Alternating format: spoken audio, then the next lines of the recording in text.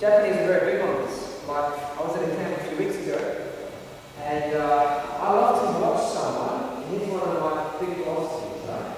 People will always ask senior instructors, people like myself, how do I get better? How do I do it? How do I, blah, blah, blah. It's all about improvement.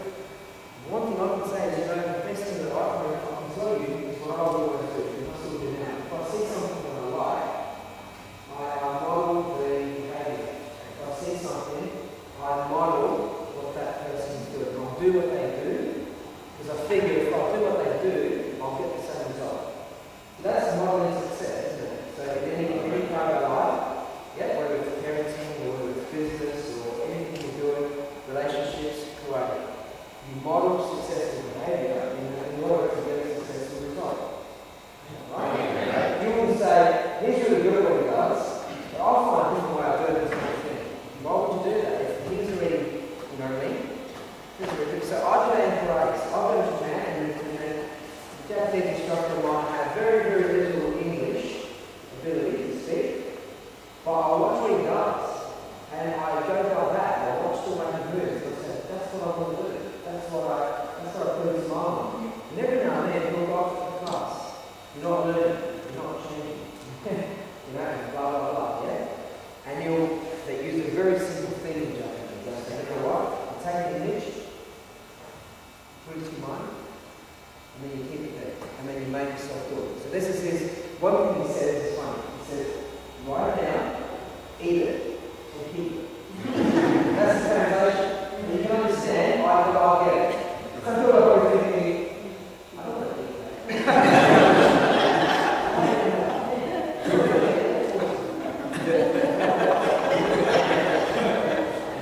You spend $1,000 a month.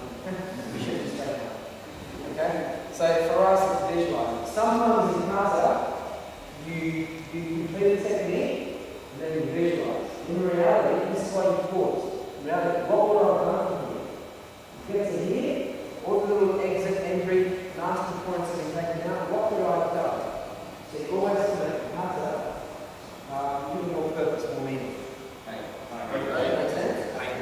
So the kata's got two aspects. One is the art form, the correctness, the precision, making sure that, hips are here, front is right there, front hand is right there, not up here or down there, even though in reality that might work. And the kata is about the art form, okay? And precision. Okay? That's discipline. Yeah?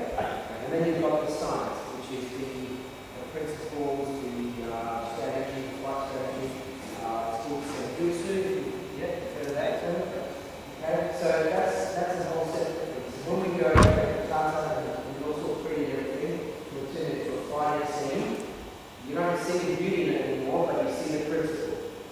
You see the way you should move, and all the rest of it. Does that make sense? So when we do kata, even we judge kata, right? In Japan, for example, I'll stick to the JK, the Japan Karate version, right?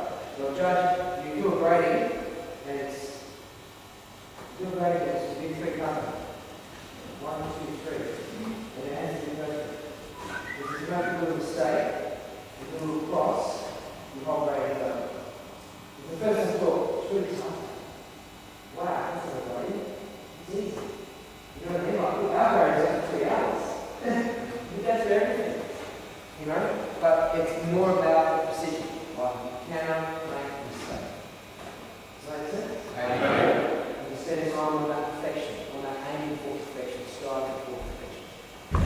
So what that tells me is for us, when we do a kata, we must strive for perfection.